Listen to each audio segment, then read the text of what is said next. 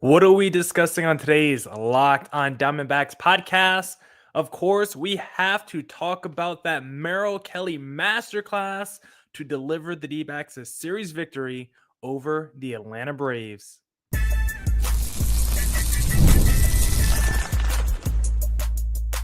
You are Locked on Diamondbacks, your daily Arizona Diamondbacks podcast, part of the Locked on Podcast Network, your team every day. Welcome into the Locked on Diamondbacks podcast, part of the Locked on Podcast Network, your team every day. You're listening to who? The always charismatic host of this podcast, Millard Thomas, multimedia journalist and graphic designer. So please go check out my website, millardthomas24.myportfolio.com. On there, you can see all my latest work, from my packages to my articles to my photos and my graphic design. Today's episode is brought to you by FanDuel. Right now, new customers can get $200 in bonus bets when your first $5 bet wins. On today's Locked on Diamondbacks podcast, we are, of course, I never updated my little rundown on the side, but of course, we are breaking down the Merrill Kelly almost no-no, the masterclass that he put on versus the Atlanta Braves. We're going to be breaking down the start. We're going to take a look at the MLB All-Star Ballot. It finally dropped on Wednesday, so we'll have a couple takeaways and talk about which D-backs are the most likely to make the MLB All-Star game. And then we'll wrap up the podcast by discussing, can Brandon Pfaadt complete the sweep for the Arizona Diamondbacks? So jam-packed pod as always for you guys. But first I want to say thank you for making Locked on Diamondbacks your first listen every day. I would not be able to do this podcast without you, my loyal listeners, sharing, subscribing, reviewing, doing all that so I could do this podcast for you. Thank you. It's free. It's available on all platforms, so please continue to tell your friends. And one of those platforms is YouTube. Please hit subscribe to Locked on Diamondbacks on YouTube. I try to go live on YouTube Sunday through Thursday after D-backs games. It's an interactive show. Come join along. If you're watching live, don't be afraid to drop a comment in the YouTube section because I will try to read it on air as the show is progressing. So come in, interactive show. Follow me on social media at CreatorThomas24 for my personal account, or look up Locked on Diamondbacks, both Twitter and Instagram for the podcast handle, because I always tweet before I go live, or just hit that little bell icon next to the subscribe button so you also get notified when I go live. But now let's jump into the Locked on Diamondbacks podcast.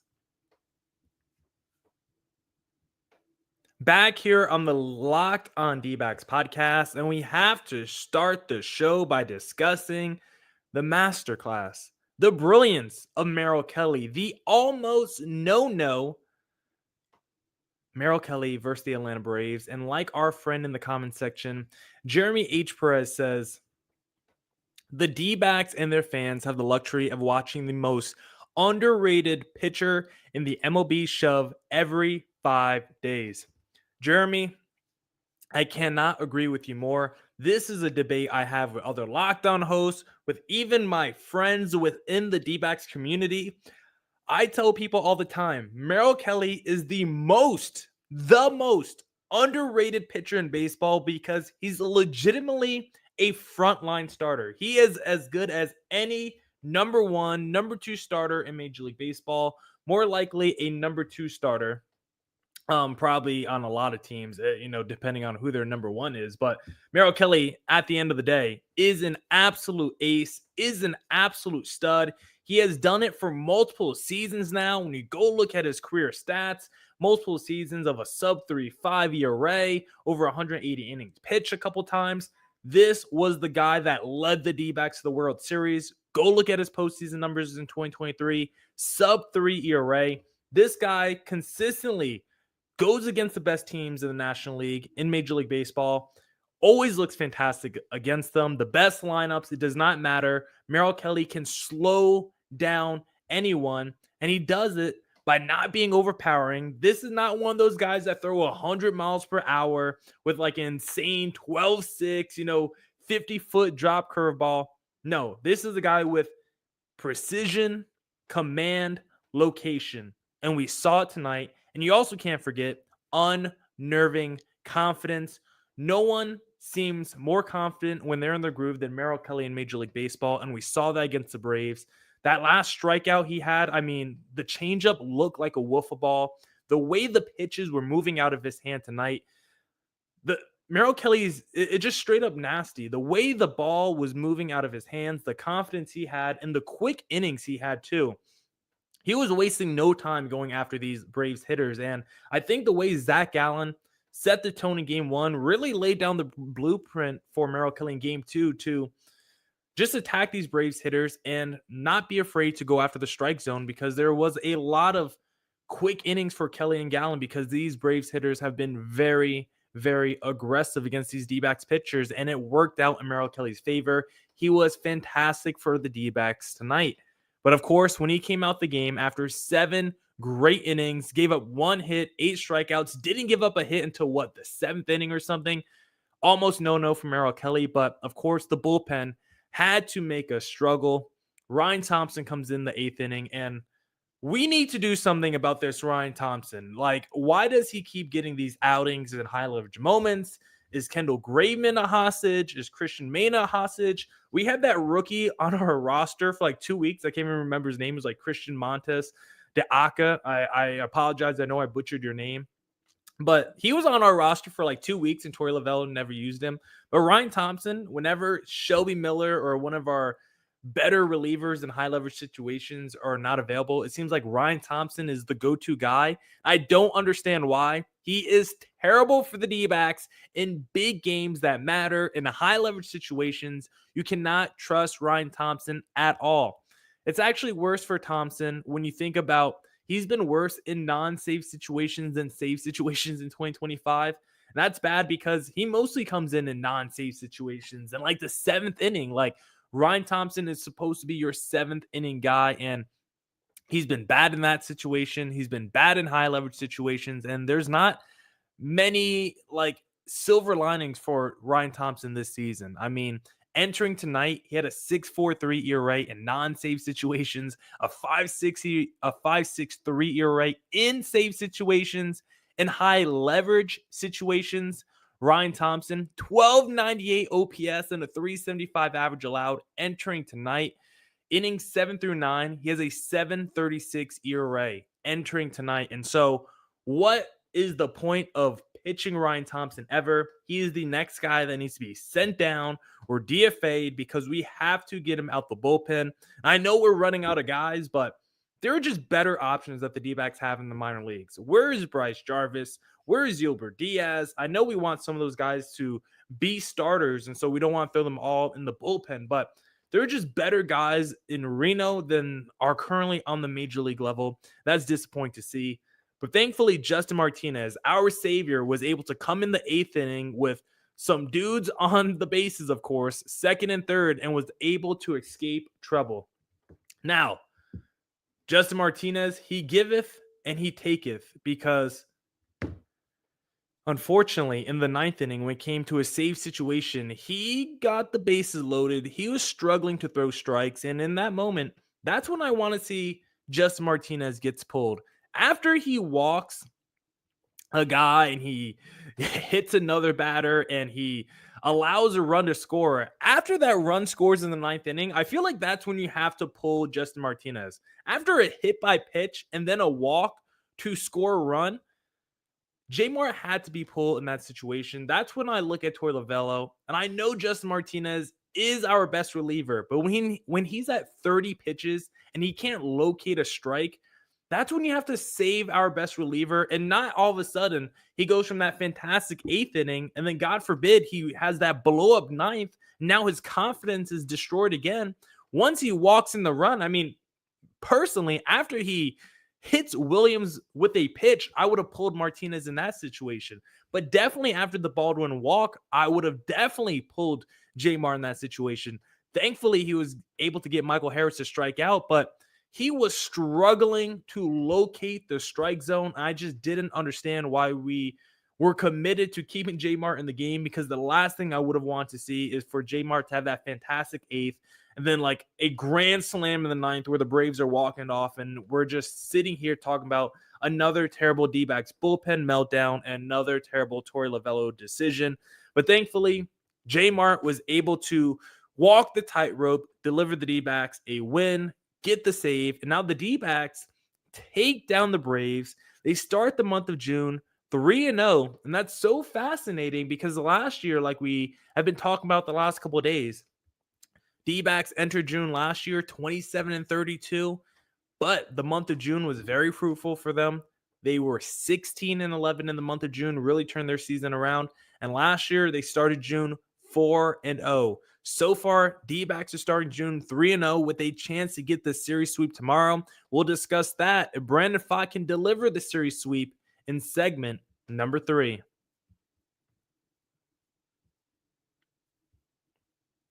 But first, I want to talk to you guys about FanDuel because if you want to bet on the D-backs to win tomorrow's game, then FanDuel is the place to do it. The NBA playoffs are in full swing, and every night delivers highlight-worthy performances, major momentum shifts, and can't-miss moments. Whether it's a game-winning shot or a breakout player, there's never been a better time to get in on the action. FanDuel makes it easy to stay in the game before tip-off and live with player props, performance trends, and same-game parlays. Fans have more ways than ever to play smart and win big. Which players are showing up in the biggest moments? You could track all that on FanDuel by looking at some of the latest trends and stats. And my favorite thing to do on FanDuel is the same game parlay. When the D-backs are playing like they did against the Braves, Merrill Kelly, when he was on the mound, I was like, rain delay going against the Braves, who he has success against. Give me the Kelly overs. Give me Corbin Carroll over on total bases, and give me the D-backs money line. When that 3 hits, it brings a big smile to my face. If you want a big smile on your face, just visit FanDuel.com. And if you're new to FanDuel, it's the perfect time to sign up. Head to FanDuel.com and place your first $5 bet. If it wins, you'll get $200 in bonus bets. Make every moment more at FanDuel, official sports betting partner of the NBA. Back here on the Locked on Diamondbacks podcast. And now let's take a look at the MLB All-Star Ballot and discuss which D-backs players are most likely to make it to the MLB All-Star game.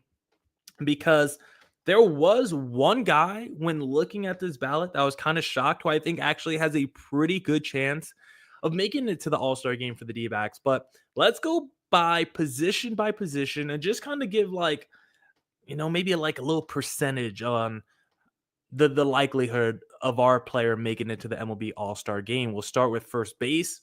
Typically, Christian Walker would be in the mix, but probably miss out. Josh Naylor, I think, is going to be a guy that's in the mix, but first base this year in the National League just absolutely loaded, and Josh Naylor, unfortunately, has no chance. If he was playing like he did in April with like a 310 average and an 850 OPS, maybe, but his numbers are starting to come down to earth, more like to that Josh Naylor career norms, which still good numbers. His slash line on this season is still like around 300 average, around 800 OPS, but Freddie Freeman's, damn near batting 400 with over 1,000 OPS. Pete Alonso has 50 ribbies, over 900 OPS. Bush, Harper, Rhys Hoskins, all have over 800 OPS. And so for Naylor, since he's probably like 5th or 6th on my list right now for first baseman, I would say the chances of him making it to the MLB All-Star game are about 10% right now. But looking at second base, Ketel Marte, I think he's an absolute lock to make it for the Arizona Diamondbacks. Outside of injury, that's the only thing slowing down Ketel Marte. Unless he goes in a 3-4 week slump where he's hitless, Ketel Marte is the only guy on the list with over an 850 OPS. And currently, let's see, Ketel Marte, at the time of us recording this podcast, 610, he has a 585 slug and a 416 OBP. So at the time of us recording this podcast, he has over a 1,000 OPS. Ketel Marte is a lock for the MLB All-Star game. Brendan Donovan's having a very good season. I think he's going to finish runner-up, and potentially maybe he makes the MLB All-Star game as a bench player. But this is going to be Ketel's to start. He's missed games this season, and he still has more home runs than like any other player in the National League. Even his RBI total really isn't that low compared to some of the rest of these players. And the counting stats are just too big. Anyone who goes on a ballot and just looks at Ketel's stats versus the rest of the second baseman on the ballot, knowing he's already considered the best player at his position, I think this is a lock for Ketel Marte. Now, third base is the one I was prefacing earlier, where I was a little shocked when I was looking at third base because looking at the ballot, I actually think Eugenio Suarez has the strongest case to start third. Now, I think Manny Machado has the name power, the brand. He will probably get more votes from casual fans, but if casual fans look at RBIs and home runs first instead of average and OPS, then you go Suarez, because if you filter it by home runs, Eugenio has 16, and then the next guy in the National League at third has like 10 home runs. Eugenio has like 15 more RBIs than the next guy at third base. And so his traditional just power, run producing stats just may outweigh everybody else. Like, we might get to the final phase of voting, and it's like Suarez might have like double the home runs of the next guy on the ballot.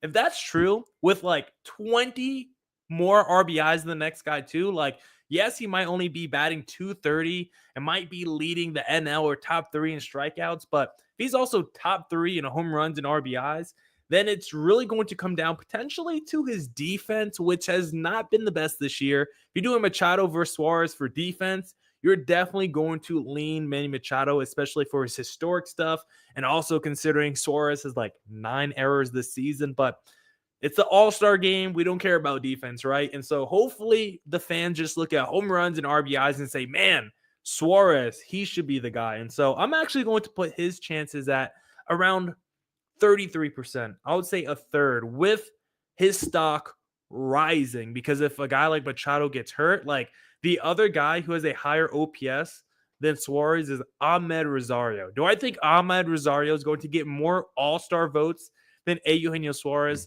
I do not. Next up is the shortstop. And a couple weeks ago, I would have told you Geraldo Perdomo is like an 80% lock to make the MLB All-Star game at shortstop.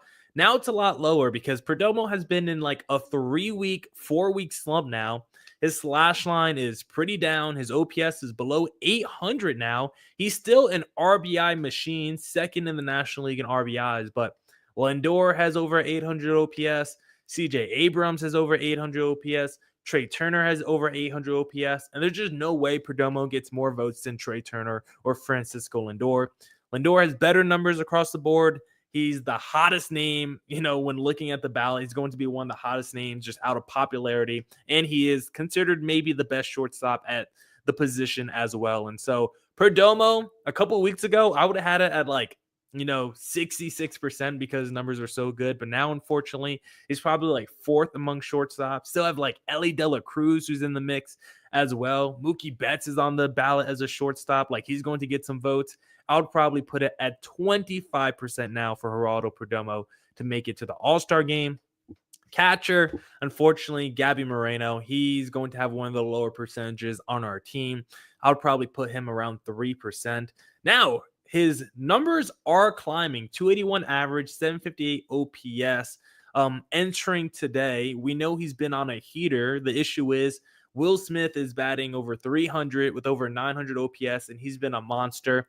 And the other sad part when looking at the ballot, Carson Kelly is having a monster season, almost double-digit home runs, over a 900 OPS as well.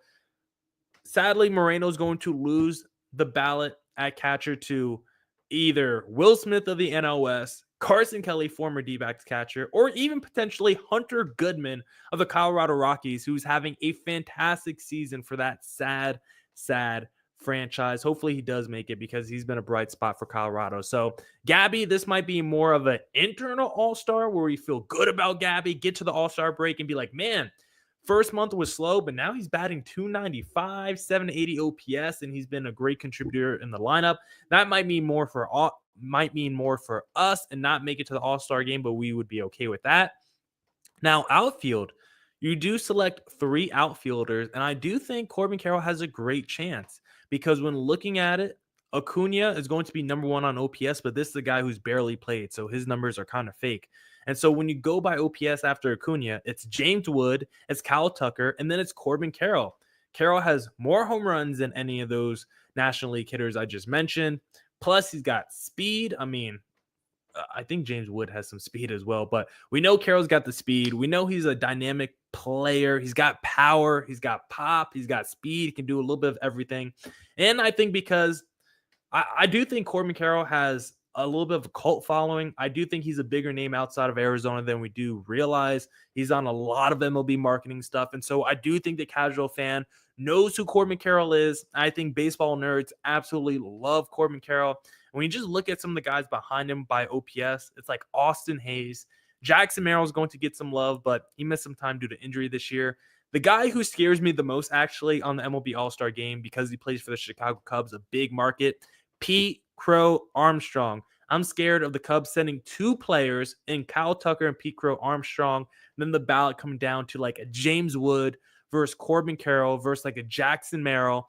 That's where I could be scared if one of the big market teams squeeze Corbin Carroll for the ballot. But I do think he has the numbers to make it. And I do think he has the fandom to make it as well. So I feel like Corbin Carroll has 2/3, around 66% chance to make it to the MLB All-Star game. Then looking at DH, it's going to be Ohtani. Don't need to discuss anybody else. Pavin Smith, you're having a good season by the numbers still, but you versus Ohtani, not even a conversation. And so when looking at the MLB All-Star ballot, guys who have over a 50% chance to make it right now, the first day of voting, Ketel Marte at second base, I would say. Corbin Carroll in the outfield, I would say. And then that's about it if you're talking about really, really likely.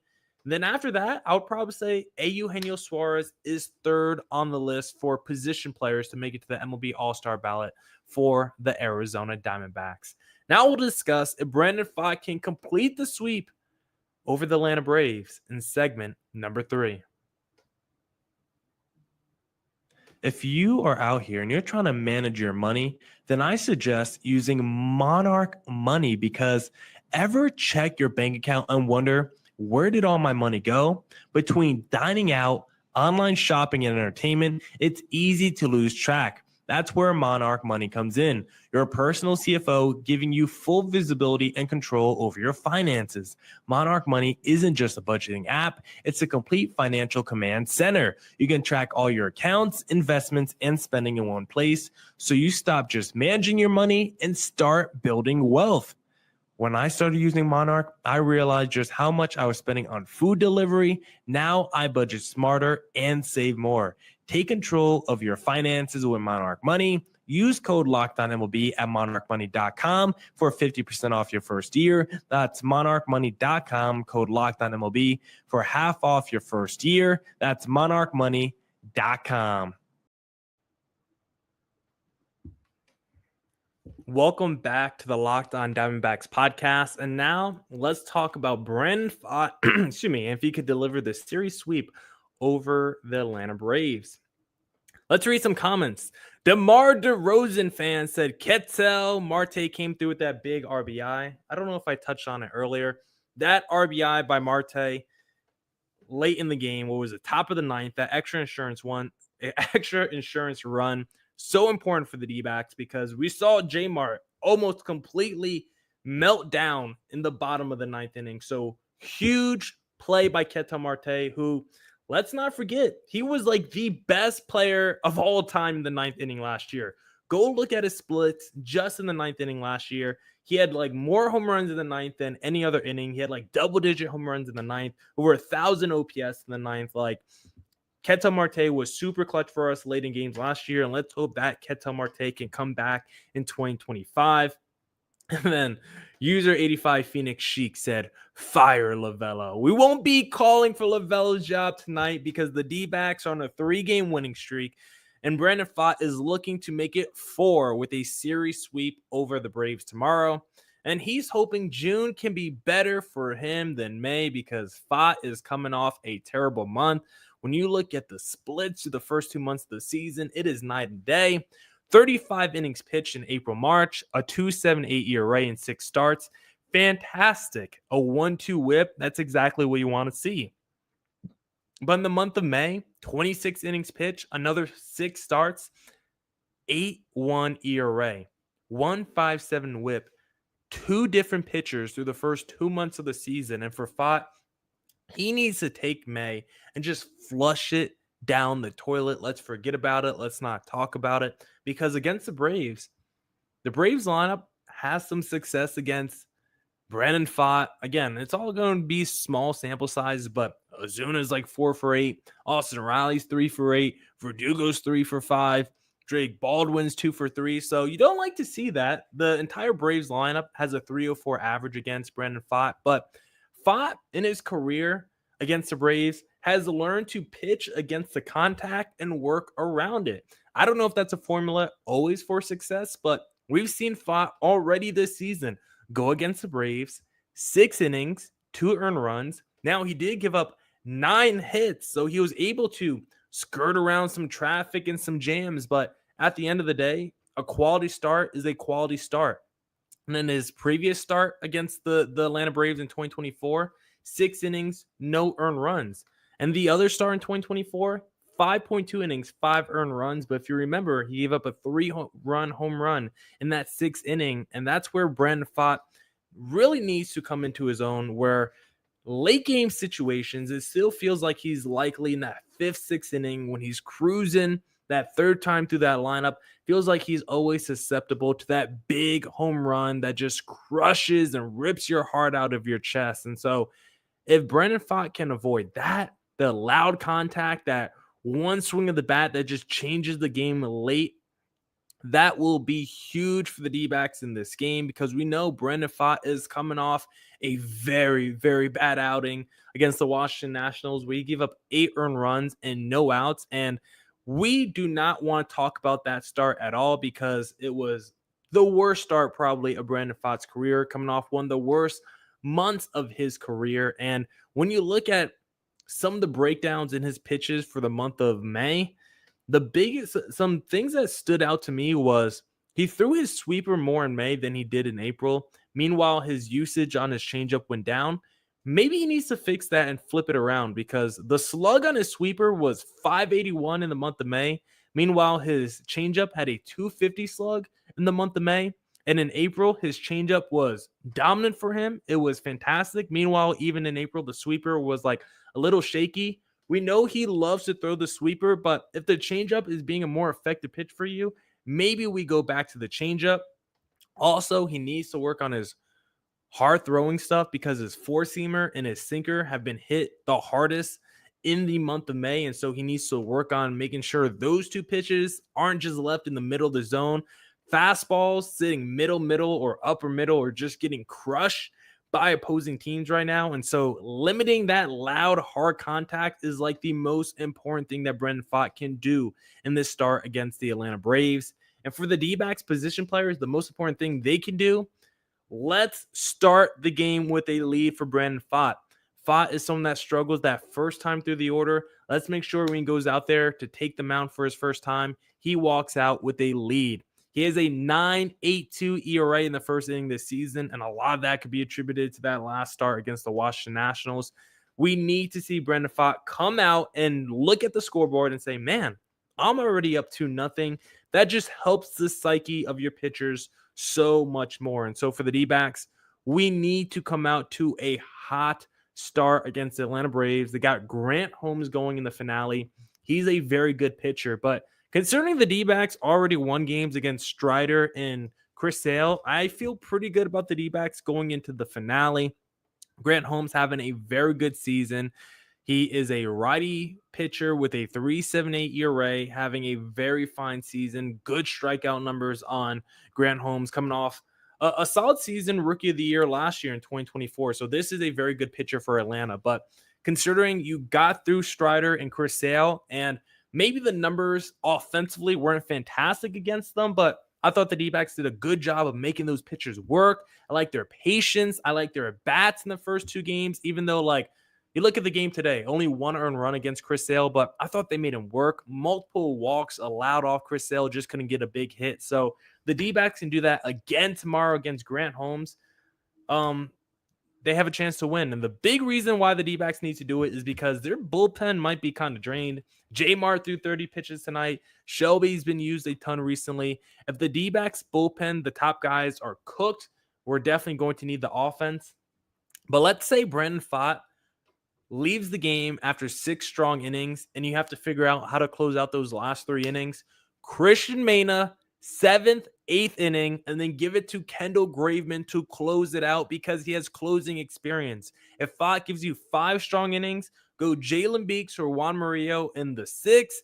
Then you still go Christian Mena, 2 innings, and then Kendall Graveman to close it. If Shelby and J-Mart are unavailable tomorrow, I want to see Mena and Kendall Graveman as the 8-9 guys because I think those are the 2 best relievers currently in high leverage situations. And so let's see what Torey Lovullo decides to do with the D-backs bullpen tomorrow.